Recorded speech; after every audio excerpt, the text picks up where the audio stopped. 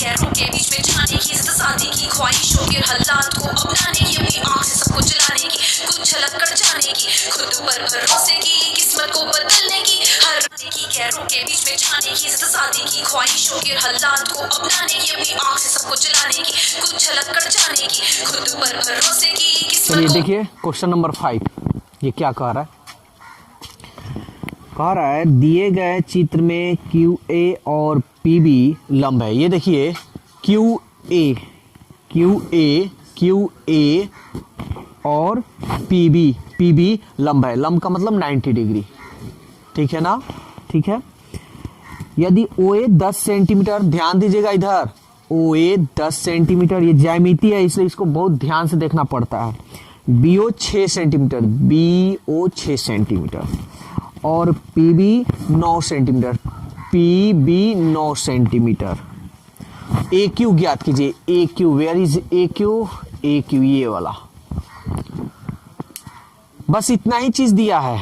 अगर इसमें समरूप कह देता तो हम अपना काम कर देते, लेकिन समरूप कहा नहीं है। देखिए ज्यामिति अधिकांश बच्चों को समझ में नहीं आता है। दूसरी बात, समझ में बच्चों लोग को तो आता ही नहीं है। दूसरी बात कि इसमें टीचर को भी सही तरीका से पढ़ाने नहीं आता है ज्यामिति। इसलिए हम जो ट्रिक बता रहे हैं उस पर थोड़ा ध्यान दीजिए, क्योंकि ज्यामिति इतना आसान नहीं। सब मैथ में अगर देखा जाए तो हर सब मतलब एक्सरसाइज या जितना है सब इजी है, बस एक चैप्टर यानी ज्यामिति वही थोड़ा डिफिकल्ट होता है, ठीक है?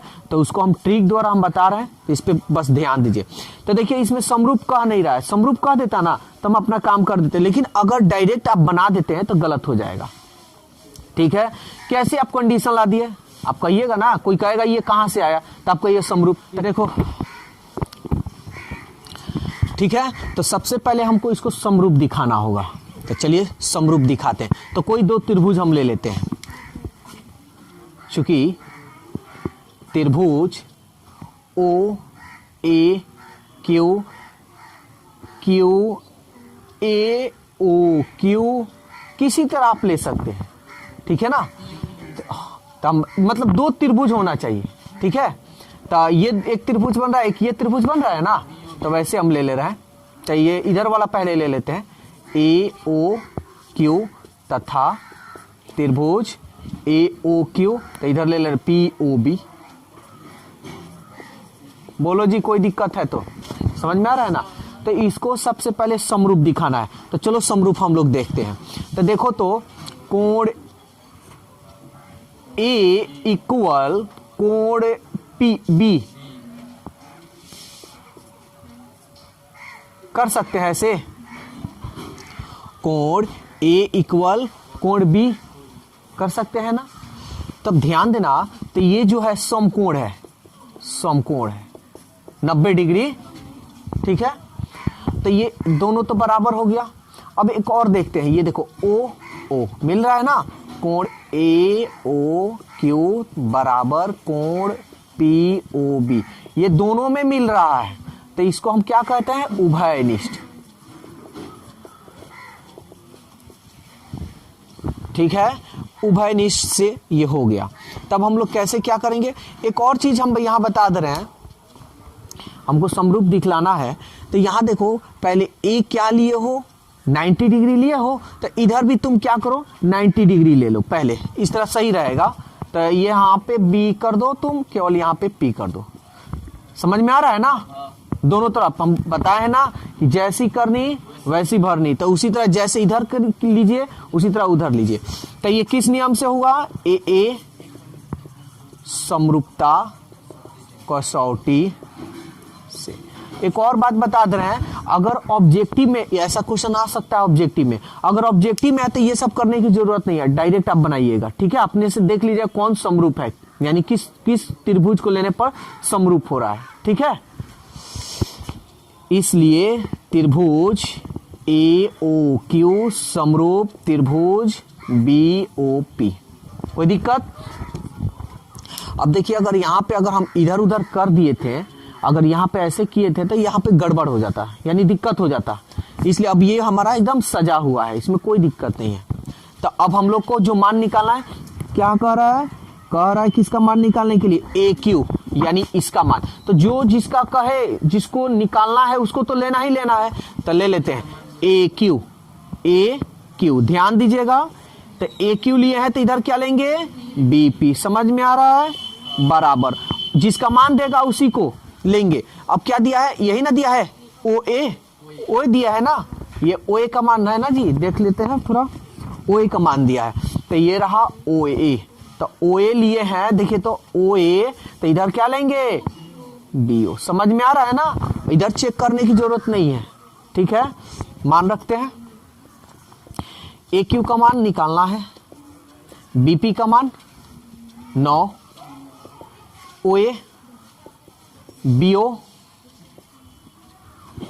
2 3 6, 2 5 10। बराबर का जब चिन्ह होता है तो सामने सामने कटाते हैं, तिरछा तिरछी, तो इसको कटा दें 3 तरीके, इसलिए ए क्यू का मान, तो ये तिरछा तिरछी करेंगे ना, 3 5 क्या है, सेंटीमीटर, सेंटीमीटर। देखिए क्वेश्चन नंबर 9 कह रहा है दिए गए चित्र में यदि पी क्यू समानांतर आर एस, सवाल में कह रहा है पी क्यू समानांतर आर एस, तो सिद्ध कीजिए त्रिभुज पी ओ क्यू, त्रिभुज पी ओ क्यू समरूप है त्रिभुज S O R, S O R. ये हमको प्रूव करना है, प्रूव दैट। तो प्रूव करने के लिए हमको भुजा को समानुपाती करना होगा या तो कोण को बराबर करना होगा, यही ना जी। तो चलिए देखते हैं, जो नियम हम लोग को यूज करना है सो यूज करेंगे। ध्यान दीजिएगा, यहाँ पे सबसे पहले यहाँ पे आप लिख लीजिएगा, चूंकि त्रिभुज पी ओ क्यू तथा त्रिभुज एस ओ आर, एक बात याद रखिएगा, जो सिद्ध करना है उसी को यहां लेना है, ठीक है ना। तो ये देखिए, तो सबसे पहले देखिए दोनों में मिल रहा है ना, तो आप कोण पी ओ क्यू बराबर कोण एस ओ आर, क्या आप लिख सकते हैं, यहां लिख, देखिए ये लिखिएगा ना, तो आप लोग को ये फायदा होगा, आपको एक तो याद रहेगा और दूसरा जो देखेगा तो वो जानेगा कि हाँ अपने मन से बनाए, चीट से नहीं बनाए, ठीक है ना। ये तो हो गया। एक और कोई कोण अगर हम बराबर कर दें तो मेरा काम बन जाएगा क्या। लेकिन सवाल में देखिए कह रहा है पी क्यू समानांतर आर एस, तो देखिए आप लोग अगर 9th क्लास नहीं किए हैं या भूल गए हैं तो यहाँ एक चीज हम बता दे रहे हैं, ठीक है ना। ये दोनों पैरेलल है यानी समानांतर है, और ये एक प्रतिच्छेदी रेखा है जो कि हम बतलाए थे, ये कोण और ये कोण क्या एकांतर अंतः कोण से क्या होता है, बराबर होता है, बताए है ना।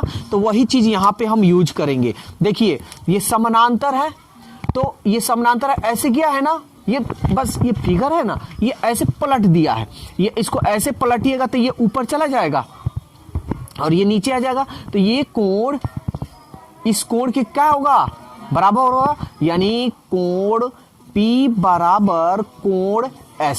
समझ में आ रहा है, किस नियम से, एकांतर अंतः कोण से, जो कि हम बेसिक मैथ में भी ये बतलाए हैं, ठीक है ना। दो कोण बराबर, बस तो बन गया मेरा, चूंकि ए समरूपता कसौटी से, इसलिए त्रिभुज क्या है, पी ओ क्यू समरूप त्रिभुज एस ओ आर।